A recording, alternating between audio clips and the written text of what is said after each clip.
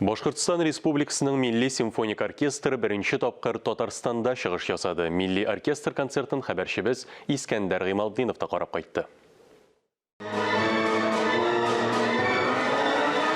Қазанда бірінші тапқыр Башкортстан Республикасының Милли симфоник оркестрының концерті болды.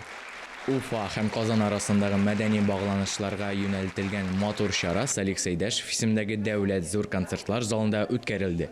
Публика казанская привыкла к высочайшему уровню оркестровой исполнения. Казан тамашачысы югары сәнгатькә ияләшкән. Шуңа күрә Чайковский белән популяр Италия композиторларының эшләрен алмадык. Солист буларак Башкортстанның атказанган артисты Артур Низиуллин чыгыш ясады.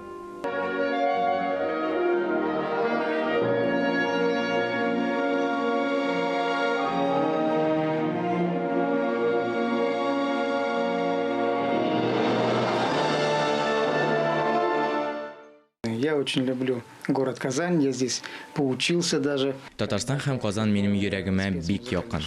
Әлеге гастрольләр бар Россия буенча филармония сезоны булып үтәчәк. Милли симфоник оркестр шул концерт программасы белән Чаллы һәм Түбән Камада чыгыш ясады.